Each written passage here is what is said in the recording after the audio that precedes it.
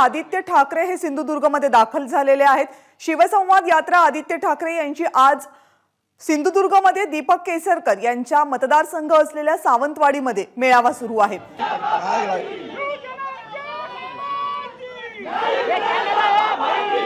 आज सकाळी येत असताना अर्थात वरतून विमानातून येत असताना कोकणाचा आपला सुंदर किनारपट्टा दिसत होता आणि आठवण त्याच गोष्टीची होत होती की जे जे आपण कोकणासाठी करत होतो, मग शाश्वत विकासाची कामं असतील, पर्यटनाची कामं असतील, पर्यावरणाची असतील, अनेक गोष्टी आपण या कोकणासाठी करत होतो। कुठे ना कुठेतरी आपल्या कोकण पट्ट्याला न्याय मिळत होता। न्याय मिळत असतानाच जो काही कोकणाचा आवाज होता, शिवसेनेचा आवाज म्हणजे कोकणाचा आवाज आणि कोकणाचा आवाज म्हणजे शिवसेनेचा आवाज, हा बुलंद होत होता।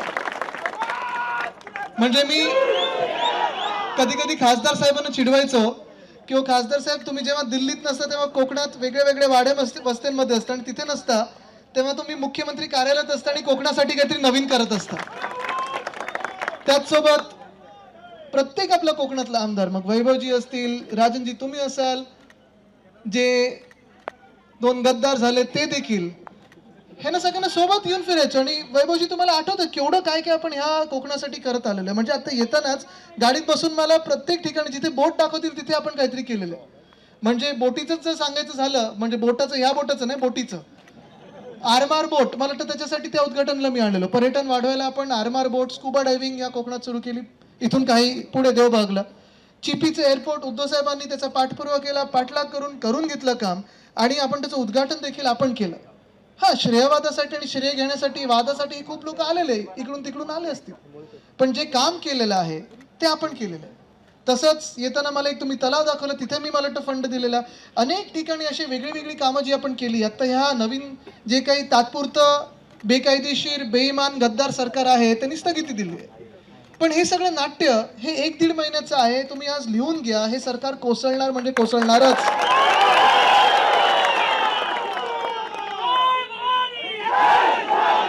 गद्दारी कधी महाराष्ट्र खपून घेत नाही, कधीही घेत नाही।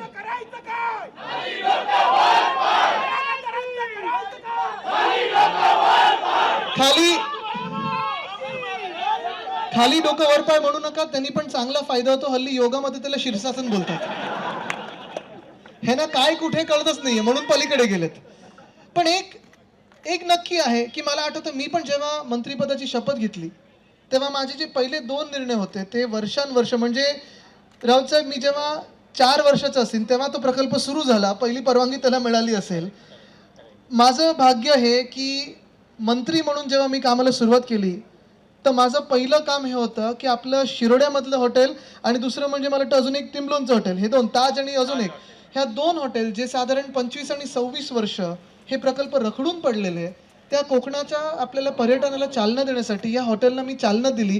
पहिलं मंत्रिमंडळाच्या बैठकीत आणलं आणि ते काम कोकणासाठी करून घेतलं। पण आज इथे आल्यानंतर परत एकदा मी विचार करत आहे आणि खरोखर आपलं कोकण एवढं सुंदर आहे, एवढं हिरवंगार आहे। अनेकदा मी इथे पावसाळ्यातच यायचो, कारण हा जो पाऊस पडत आहे आपल्यावर, आशीर्वादांचा जो वर्षाव होत आहे, हेच तुमचं प्रेम, हेच तुमचा आनंद घ्यायला मी इथे यायचो। आणि अनेक वेगळी जी स्वप्न होती ती स्वप्न पूर्ण करण्यासाठी मग काही भूमिपूजन असतील, काही उद्घाटन असतील। मला आठवतं एक दौरा तर असा होता, मला वाटतं राजन सावळे साहेब आपण आणि विनायक राऊत साहेब आपण अशा मला काही रत्नागिरीत आणि मग सिंधुदुर्गात पुढे आल्यानंतर गावांमध्ये नेलेलं, कधी रस्ता झाला नव्हता, वीज नव्हती, तिथे आपण ती कामं सुरू केली।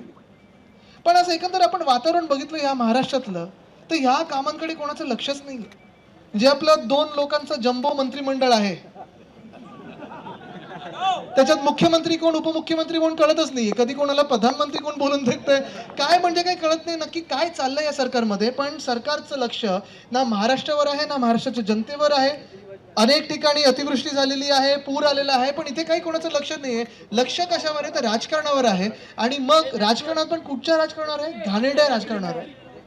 मी कधीही असं घाणेरडं राजकारण माझ्या तरी आयुष्यात बघितलं नाही। मी आज 32 वर्षाचा तरुण मुलगा आहे, अनेक वर्ष मी माझ्या आजोबांसोबत फिरत आलेलो आहे, वडिलांसोबत फिरत आलोय। आपण पण असे फिरत असाल, राजकीय तुम्ही काही सभा समारंभांना गेला असाल, काही कार्यक्रम बघितले असतील, पक्षाचं काम तुम्ही लवकर हाती घेतलं असेल, पण हे सगळं करत असताना कधीही असं घाणेरडं राजकारण मी जसं बघितलं नाही तसं तुम्ही देखील बघितलं नसेल। महाराष्ट्राची ही संस्कृतीच नव्हती, कधीही नव्हती की पक्ष फोडा, गद्दारी करा, एवढ्या मोठ्या संख्येने गद्दारी करा, म्हणजे ज्या माणसाने तुम्हाला घडवलं, तुमची राजकीय ओळख दिली, सगळं काही दिलं, त्याच माणसाच्या पाठीत खंजीर खुपसणं ही कधीही महाराष्ट्राची ओळख नव्हती. ती आज झालेली दुर्दैवाने.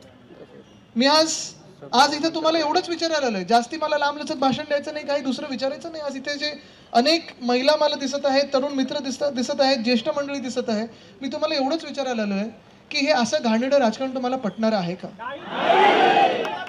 ही महाराष्ट्राची ओळख आहे का?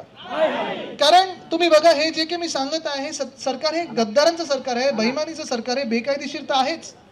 पण हे सरकार जर अशी बनायला लागली, चला इथून 20चे गट फोडा, तिथून 30चा गट फोडा, इथून 5चा गट घ्या, आणि अशी जर सरकार बनायला लागली, तर तुम्ही विचार करा देशात आपल्या किती अस्थिरता निर्माण होऊ शकते. राजकीय परिस्थिती आपल्या देशातली कशी होईल ही तुम्ही विचार करा. आणि आज ह्या देशामध्ये बेरोजगारी वाढत आहे, महागाई वाढत आहे, किती गोष्टी बोलायच्या तेवढ्या कमी आहेत. आणि कुठे ना कुठेतरी आपण बघत असाल, महाराष्ट्राच्या विरुद्ध जी कारस्थानं चाललेली आहेत, ह्याच्याबद्दल कोणाला बोलायला वेळ नाहीये. कारण काय चाललंय आपल्या देशात, काय चाललंय आपल्या राज्यात? पक्ष फोडणं चाललंय. काय चाललंय आपल्या राज्यात? ह्या गोष्टी चालल्यात. म्हणजे तुम्ही बघा, काल परवाकडे जे राज्यपाल म्हणालेले आहेत, काय म्हणाले? म्हणजे जी आपल्या मुंबईमध्ये आणि ठाण्यामध्ये त्यांनी ओळखा, त्यांनी काय म्हणालेले आहेत ते. मुंबई आणि ठाणे हे त्यांनी मुद्दामून नावं घेतली. निवडणूक येत आहे, हिंदूंची जी एकजूट झालेली आहे, तिकडच्या नागरिकांची जी एकजूट झालेली आहे, शिवसेनेच्या मागे जे उभे आहेत खंबीरपणे, सगळे नागरिक म्हणून या राज्याचे उभे आहेत. कुठेही भांडण नाही, कुठच्या भाषा प्रांतामध्ये, कुठच्याही धर्मामध्ये भांडण नाही लागलं गेल्या 2.5 वर्षामध्ये. उद्धव साहेब हे प्रत्येकाचे मुख्यमंत्री म्हणून काम करत होते, कार्यरत होते. प्रत्येकाला वाटत होता की हा माझा कुटुंब प्रमुख आहे. कुठेही वाद निर्माण झाला नाही, दंगल झाली नाही, कुठेही काही चुकीचं झालं नाही. पण तेच महाराष्ट्रात चांगलं चाललेलं होतं. म्हणून ही अशी लोक, आपले राज्यपाल महोदयांपासून ही जी काही मंडळी आहे ना, जी आपल्या महाराष्ट्राला खाली पाडू इच्छिते, महाराष्ट्राला फोडू इच्छिते, महाराष्ट्राचे 5 तुकडे करू इच्छिते, ही मंडळी आपल्यामध्ये आता वाद निर्माण सुरू करायला लागली. म्हणजे काल उद्धव साहेबांचं तुम्ही प्रेस कॉन्फरन्स पण बघितली असेल की जी आपली एकजूट आहे ती तोडायची, मराठी माणसाला वेगळं करायचं, शिवसेनेला फोडून टाकायचं, शिवसेनेला संपवून टाकायचं, ठाकरे परिवार कमी करून टाकायचा. मी त्यांना एकच सांगतो, ठाकरे परिवार तुम्ही संपू शकत नाही, कारण माझा ठाकरे परिवार हा इथे उभा आहे.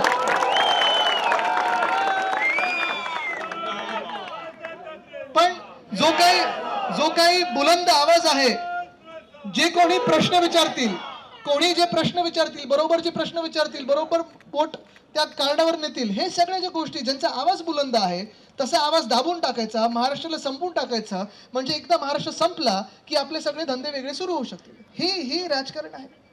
आणि त्या राजकारणामध्ये फसले ते आपले 40 निर्लज्ज गद्दार. पण आज माझ्या मनात कुठेही त्यांच्याबद्दल राग नाही, द्वेष नाही. आणि मी सतत सांगत आलेलो आहे, काही लोक आता पलीकडचे पण, जिथे मी आता जाणार आहे थोड्या वेळात, मला वाटतं तिथे आपण पोहोचणार आहोत. नाही, मला तिकडचे लोक त्यांच्या मनात जे काही आहे उद्धव साहेबांबद्दल, माझ्याबद्दल, शिवसेनेबद्दल, शिवसैनिकांबद्दल, हे आत्तापर्यंत काय सांगायचे की आमच्या मनात प्रेम आहे, आमच्या मनात आदर आहे, आमच्या मनात तुमच्याबद्दल उच्च स्थान आहे. पण हे तुम्ही गेल्या 2 आठवड्यातले ते त्यांचे काही बोल आहेत, त्यांच्या प्रेस कॉन्फरन्स आहेत, त्यांचे इंटरव्ह्यूज आहेत, ते काढा. त्यांच्या मनात आणि त्यांच्या डोळ्यात जो राग, जो द्वेष दिसत आहे, शिवसेनेबद्दल असेल, शिवसैनिकांबद्दल असेल, पक्षप्रमुखांबद्दल असेल, माझ्याबद्दल असेल, ते आता कळायला लागलेले. बरोबर आहे. पण चूक काय? त्यांना एकदा दिलेलं काय सगळ्यांना द्यायचं नाही का? की तुमचीच मालमत्ता आहेत किती. पण हेच मला दुःख होतं की आम्ही ह्यांना काय कमी दिलं. तुम्ही मला सांगा, काय कमी दिलं काय ना? म्हणजे आपण त्यांना प्रेम दिलं, विश्वास दिला. उद्धव साहेब आणि शिवसैनिकांनी त्यांना आशीर्वाद दिले, भरभरून दिले. मतदारांनी त्यांना डोक्यावर उचलून घेतलं की शिवसेनेचा उमेदवार म्हणून 2दा आता आपण निवडून आणलं त्यांना. मागच्या वेळेत मंत्री केलं. अनेक असे गद्दार समोर आहेत ज्यांच्यासाठी आपण सगळं काही केलंय. वैयक्तिक उपकार असतील पासून राजकीय जीवनामध्ये सगळं काही केलं असेल. कुठेही आपण त्याचा उल्लेख देखील करत नाही आणि कधी करणार पण नाही, कारण घरी ते शिकवलेलं नाहीये. पण तुमच्या मनात आमच्याबद्दल राग काय, द्वेष काय? तुम्ही आमच्या पाठीत का खंजीर खुपसलात? उद्धव साहेबांच्या पाठीत का खंजीर खुपसलात? हा अजून माझ्या मनामध्ये जो विषय आहे, जी अजून शंका आहे, जो प्रश्न आहे, तो अजूनही माझ्या मनातून पुसलेला नाहीये. म्हणजे अनेकदा मी विचार करत असतो स्वतः, कधी कधी रात्री जेव्हा पहाटे जेव्हा उठतो, विचार करत असतो की नक्की आपण काय यांचं बिघडवलं की नाही आपल्या पाठीत असा खंजीर खुपसला. अरे वार जर करायचा होता तर छातीवर येऊन करायचा होता. पाठीत काय करता तुम्ही? आणि मग कधी केला तो वार? कधी पाठीत तुम्ही खंजीर खुपसला? जेव्हा उद्धव साहेबांचा वाईट काळ होता, जेव्हा तुम्ही त्यांना सांभाळून घेतलं पाहिजे होतं, त्यावेळेला तुम्ही पाठीत खंजीर खुपसून निर्लज्जपणे निघून गेला. हे दुःख आहे माझ्या मनामध्ये. म्हणजे कधी कधी असं वाटतं की ह्यांना जेवढी गरज होती, आता लायकी शब्द मी वापरत नाही कारण माझं परत वय काढतील कोणतरी, पण जेवढी गरज होती त्याच्यापेक्षा जास्ती प्रेम, तेवढं जास्ती विश्वास ठेवला, जेवढं गरजेचं होतं त्याच्यापेक्षा जास्ती दिलं. अपचन त्यांना कदाचित झालं असेल आणि म्हणूनच कदाचित त्यांचा राग आमच्यावर असेल की अरे ह्या परिवाराने, ह्या पक्षाने, ह्या शिवसैनिकाने मला गरजेपेक्षा जास्ती दिला, मला अपचन झालं आणि म्हणून चला हा पक्ष आता फोडायला पाहिजे. ते आता तिथे मिळतात ना खूप. पण तुम्ही हे तुम्ही लक्षात घ्या की मी हे सतत सांगत आलेलो आहे की जी गद्दारी झालेली आहे ही सर्वांसोबत झालेली आहे. ही गद्दारी ही राजकीय संस्कृतीसोबत झालेली आहे. कारण तुम्ही विचार करा, अनेक वेळा मी बघितलं ह्या राजकारणात महाराष्ट्रामध्ये आमदार इकडून तिकडे जात असतात, तिकडून इकडे येत असतात. राजकीय संस्कृती ही राहिलेली. असं नाहीये की कुठेही कोणी एक पक्ष पकडला की कधी कधी लोकांना पटतं, दुसऱ्या पक्षाची एक भावना पटते, जे काही त्यांची विचारधारणा असते ती पटत असते. पण ह्या लोकांवर जे काही घडलेलं आहे, 40 गद्दारांवर काही एक ठराविक मला माहिती आहे त्यांच्यावर काही दडपण होती. मला माहित नाही काय दडपण होती, तुम्हाला कदाचित जास्ती माहिती असेल. हे जग जाहीर झालेलं आता. ही दडपण ही जग जाहीर झालेली आहेत. पण माझं त्यांना म्हणणं अजूनही असं आहे की माझ्या मनात तुमच्याबद्दल राग द्वेष काही नाहीये. तुम्हाला जायचं ना तिथे, तुमची काही दडपण ती सोडवून घ्यायची ना, आनंदात जा, खुश राहा, तिथे सुखी राहा. आमच्या मनात तुमच्याबद्दल काही नाही, कारण आम्हाला कधीही शिकवलं नाही कोणाबद्दल वाईट चिंतन, कोणाबद्दलही वाईट विचार करणं हे आमच्या घरात कधीही शिकवलं नाही. तुम्हाला राहायचं तिथे आनंदात राहा, सुखी राहा, तुमचं जे काही ते सोडवून घ्या, खुश राहा. पण एवढंच थोडं करा, जर थोडी लाज उरली असेल, हिंमत उरली असेल तर आमदारकीचा राजीनामा द्या आणि निवडणुकीला सामोरे या.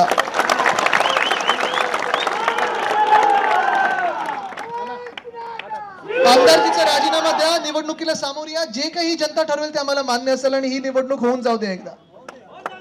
होऊन जाऊ दे एकदा महाराष्ट्रात. 40च्या 40 सीटांवर घ्या निवडणूक, बघूया कोण जिंकतंय. सत्य जिंकतं की सत्ता जिंकते हे बघायला पाहिजे. कारण आपल्या देशात जे वाक्य आहे ते सत्यमेव जयते, सत्तामेव जयते नाहीये. पण ज्यांना असं वाटत असेल की मी चूक केली, मी पक्षप्रमुखांच्या पाठीत खंजीर बसला, मी गद्दारी केली, हे ज्यांना वाटत असेल की ज्या शिवसेनेने मला राजकीय ओळख दिली त्या शिवसेनेला असं पाडायला नको, तोडायला नको, असं ज्या गद्दारांना वाटत असेल त्यांना मी सांगू इच्छितो की तुमच्यासाठी मातोश्रीचे दरवाजे सदैव खुले असतील. कारण उद्धव साहेबांचं मन मोठं आहे, हृदय मोठं आहे. काही तर असे पण आहेत त्या 40 लोकांमध्ये. तुम्ही विचार करा की जे जाऊन परत आलेले आणि त्यांना पुन्हा एकदा आपण आमदारकी दिलेली, महत्वाची स्थानं दिलेली. कदाचित चूक आहे, मी मान्य करतो, उद्धव साहेबांची चूक असेल, माझी चूक असेल, आपल्या सर्वांची चूक असेल की आपण जसं मी सांगितलं ना, त्यांना एवढा विश्वास त्यांच्यावर ठेवला, अंधविश्वास ठेवला, मिठी अशी आपण त्यांना मारली की आपले डोळे बंद होते त्या मिठीमध्ये. आणि त्या डोळे बंद असताना त्यांच्या हातात त्यांनी खंजीर कधी घेतला आणि आपल्या पाठीत खंजीर कधी खुपसला हे आपल्याला कळलंच नाही. पण ही जे काय आज बोलत आहेत की आम्ही उठाव केला, आम्हाला बंडखोर, मध्ये कोणीतरी मला मेसेज केला ह्याच गद्दारांमधून, माझ्या एका सोबतीला मला मेसेज केला की आदित्यजींना रिक्वेस्ट करतो, गद्दार बोलू नका, विश्वासघातकी बोला. मला तुम्ही सांगा ह्या दोन शब्दांमध्ये फरक काय हो? म्हणजे गद्दार तो विश्वासघातकी तो गद्दार. हे आता आज स्वतः उठाव केला, आम्ही बंडखोर, आम्ही बंड केला. बंड आणि उठाव करायला ताकद लागते, हिंमत लागते. ही तुमच्यात कधी नव्हती. तुम्ही बंड करायला जर असतात ना तर तुम्ही इथे उभं राहून केलं असतात बंड.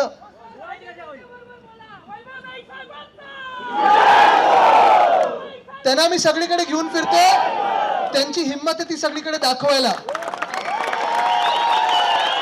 त्यांना मुंबईत पण घेऊन फिरतोय. पण तुम्हाला एक सांगतो, तुम्ही लक्षात घ्या, कारण ही महाराष्ट्राची वृत्ती कधी नव्हती.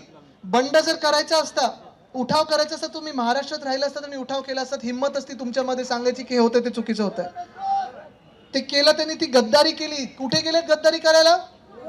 पहिलं सुरतमध्ये सगळ्यांना स्वतःची सुरत दाखवली, काय होते, नाचत होते, काय धिंगाणा घालत होते. तिथून कुठे गेले? गुवाहाटी. पण गुवाहाटीचं तुम्हाला अजून एक वैशिष्ट्य सांगतो, आसामचं तुम्हाला अजून एक वैशिष्ट्य सांगतो.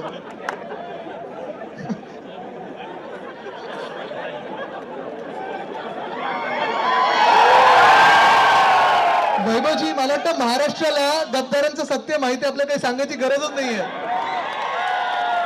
मी परत एकदा त्यांना गद्दारांना चॅलेंज होतो, या निवडणूक सामोरी या, 40 साली राजीनामा द्या आणि निवडणुकीत सामोरी या. वैभवजी, आपण प्रचार पण नाही करायचा, हेच सगळे प्रचार करतील आपल्यासाठी. पण तुम्ही एक वृत्ती बघा कशी असते, माणुसकी कशी असते, शिवसैनिक कसा असतो विचार करा. जर हे जे सांगतात ना की आम्ही खरे शिवसैनिक, आम्हाला बाळासाहेब ठाकरेंची शिकवण आहे, दिघे साहेबांची शिकवण आहे, हे जेव्हा आसाममध्ये गेलेले ना तेव्हा ह्याच प्रेसमधून आपल्याला 2 चित्र समोर आलेली. एका बाजूला महापूर आलेला, महाप्रलय आलेला, पूर आलेला, एक लोक बेघर झालेली, लाखो घरं वाहून गेलेली, घालायला वस्त्र नव्हते, खायला अन्न नव्हतं. आणि तिथे दुसऱ्या बाजूला जी काही चित्र ह्याच प्रेसमधून येत होते ते मस्त टी शर्ट ट्रॅक पण मध्ये हॉटेलमध्ये ब्रेकफास्ट करतायत, जेवतायत, नाचतायत, हे सगळे 40 गद्दार आपले. मला तुम्ही सांगा, ह्या 40 गद्दारांना ज्यांनी गुवाहाटीमध्ये जिथे बाजूला पूर आलेला तिथे जाऊन धिंगाणा घातला, मजा मस्ती केली ना, तुम्ही कधी शिवसैनिक बोलाल? त्यांच्या रक्तात जर शिवसेना असती तर लाज वाटली असती आणि उतरले असते त्या पाण्यात त्यांना मदत करायला. तिथून आले गोव्यामध्ये, बरोबर आहे, हे लोकांमध्ये आहे, सत्य आहे, निर्लज्ज झाले सगळे. पण तिथून कुठे आले? आपल्या शेजारी गोव्यात आले. गोव्यातले तुम्ही व्हिडिओ बघितले का? ते टेबलावर नाचणारे तुमचे राज्यकर्ते होऊ शकतात, ते टेबलावर नाचणारे हातवारी करणारे तुमचे नेते होऊ शकतात, तुमचे लोकप्रतिनिधी होऊ शकतात. महाराष्ट्राचा कधी चेहरा होऊ शकतो का? नाही होऊ शकत. आणि मग तिथून आल्यानंतर हे जेव्हा विधान भवनात आले, आम्ही शिवसेनेचे 15 शूरवीर आमदार, मग राजनजी होते, वैभवजी होते, मला वाटतं आपले अनेक लोक, 15 लोक, भास्करराव होते, चौधरी साहेब होते, सुनील प्रभू साहेब होते, राहुल पाटील होते, नितीन देशमुख होते, कैलाश पाटील होते, सगळे आम्ही तिथे बसलेलो होतो. विधान भवनात आम्ही गेलो. आमच्या चेहऱ्यावर बघा, कुठेही आमच्या चेहऱ्यावर दुःख नाहीये. आहे तो स्वाभिमान आहे तो अभिमान आहे. हा भगवा झेंडा आमच्या हातात आहे. आम्ही गद्दारी केली नाही, आम्ही चोरी केली नाही, आम्ही खोटं बोललो नाही, विश्वासघात केला नाही. आम्ही अभिमानाने स्वाभिमानाने त्या विधान भवनात चालत गेलो होतो. 15च्या 15 लोक, एकामेकांवर विश्वास होता. पण हे जे 40 गद्दार आले ना परवाच्या राष्ट्रपती निवडणुकीसाठी, पण सगळ्यांनी तिथे मतदानाला पाठिंबा दिल्यानंतर पण बिचारी कैद्यांसारखे त्या बसमधून त्यांना आणलं गेलं आणि परत नेलं गेलं. काय म्हणजे मला विचारच काही पटत नाही हा, की हे जे 40 लोक होते जे कालपर्यंत आपल्या बाजूला उभे होते, आपण त्यांच्यावर एवढा विश्वास ठेवलेला, तुम्ही सगळ्यांनी त्यांना मान सन्मान दिलेला, आपण त्यांना साहेब साहेब बोलायचो, वाकून नमस्कार करायचो, त्यांना डोक्यावर उचलून घेतलेलं, नाचायला लावलेलं, आपण एवढ्या अभिमानाने त्यांना जिंकवलेलं, सगळं काही दिलं, सत्ता दिली. हे सगळं दिल्यानंतर ही गरजच काय पडली त्यांना की असं जाऊन तिथे वाकीन तसा झुकीन तसा वाकीन, सांगाल तसं लोटांगण येईल? काय गरज काय पडली? मला तर लाज वाटायला लागली की कधी कधी त्यांच्यासोबत बसायचं. पण जे मी सांगत होतो ना की बंडखोर किंवा उठाव हे करायला हिंमत लागते, हे लोक गद्दार आहेत आणि गद्दार हा गद्दारच असतो, गद्दारच राहणार. महाराष्ट्रात गद्दार म्हणावाचाच शिक्का घेऊन फिरतील. पण अजून एक तुम्ही लक्षात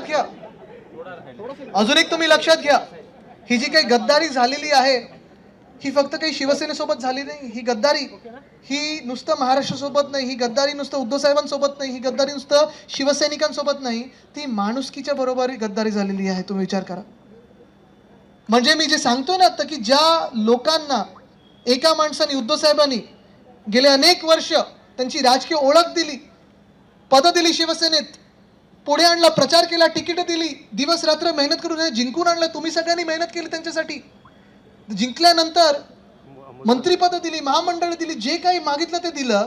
अशा लोकांनी या माणसाच्या पाठीत कधी खंजीर खूप बसला? उद्धव साहेब आजारी असताना.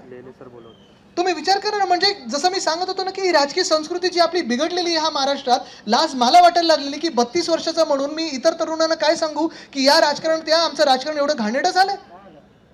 म्हणजे मी त्या वेदना, त्यांचं दुखणं उद्धव साहेबांचं बघितलेलं, जवळून बघितलेलं आहे, मुलगा म्हणून बघितलेलं आहे, एक आमदार म्हणून बघितलेलं आहे, शिवसैनिक म्हणून बघितलेलं आहे, मंत्री म्हणून बघितलेलं आहे की एका आठवड्यात एक नाही त्यांच्यावर 2 ऑपरेशन झालेले, 2.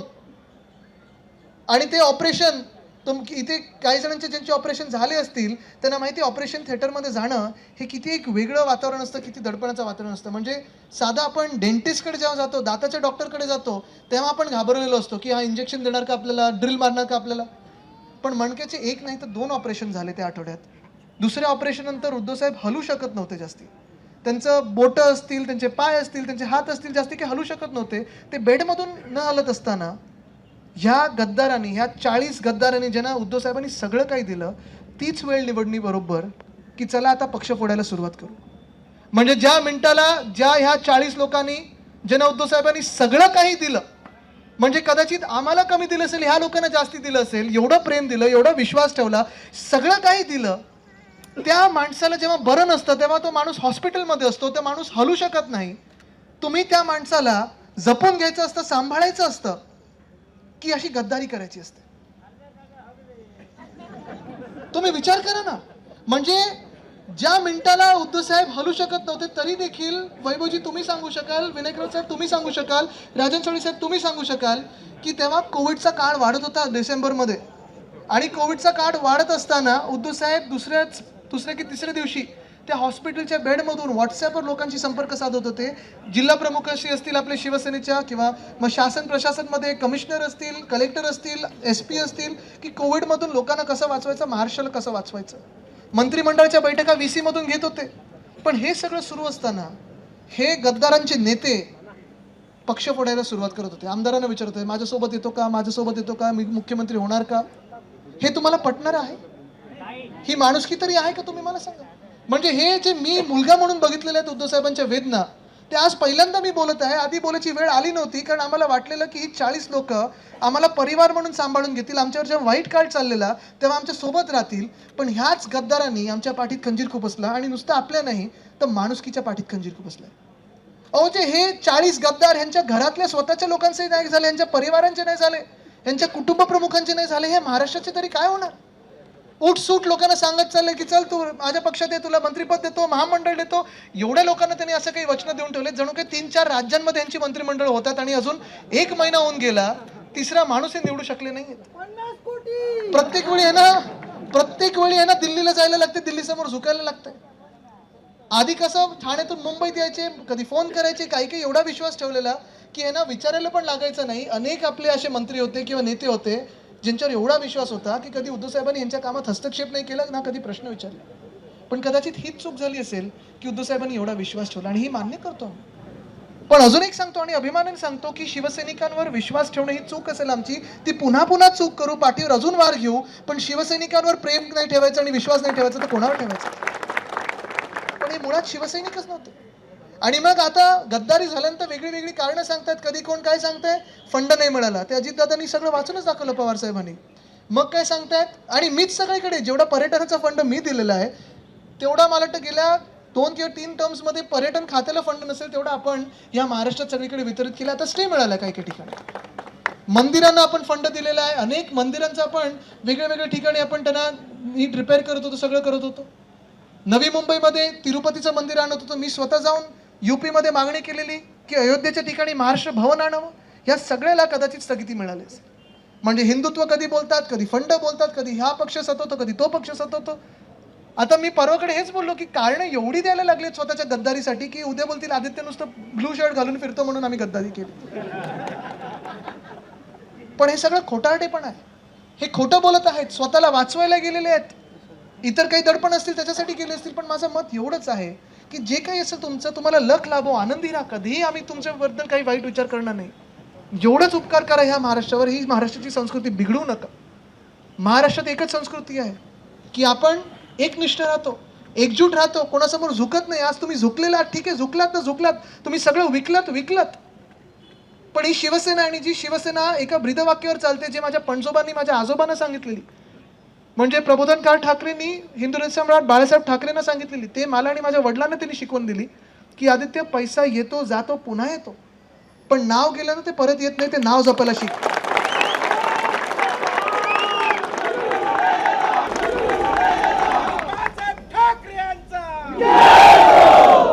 माहिती आहे आजचं वातावरण सगळीकडे महाराष्ट्रात जिथे जिथे मी फिरत आहे, मग अगदी पैठण असेल, वैजापूर असेल, संभाजीनगर असेल, ठाण्यात असेल, भिवंडीत असेल, सगळीकडे मी एकच मागत फिरतो. ते इथे मी तुमच्याकडे एकच मागायला आलेलो आहे. मला इतर काही नको. निवडणुका होतील तेव्हा होतील, कारण या गद्दारांना हे नाही, निवडणुकीला सामोरी जायला लागेल. कारण वरतून देव बघत आहे, खालती जनता बघत आहे, जनता जनार्दन बघत आहे. हे बेईमानांचं सरकार आहे, बेकायदेशीर सरकार आहे. हे कोसळणार म्हणजे कोसळणारच आहे, लिहून घ्या. मध्यवर्ती निवडणुका येणार, पण मला आपल्याकडून एकच पाहिजे. कारण ह्या दुःखातून पुढे जायचं असेल, ह्या विश्वासघातातून, या गद्दारीतून पुढे निघायचं असेल, लढायचं असेल, तर मला तुमचं प्रेम पाहिजे आणि तुमचे आशीर्वाद पाहिजे. आणि जर तुमचं प्रेम आणि तुमचे आशीर्वाद माझ्या सोबत असतील तर सगळ्यांनी हात वरती करून मला भरभरून प्रेम आणि आशीर्वाद द्या. कारण कारण हीच माझी ताकद आहे, हेच प्रेम आहे. शिवसेनेत हीच आपली ताकद आहे. महाराष्ट्र बांधायचा आहे आणि राजकारणात आपल्याला सगळ्यांना सांगायचं की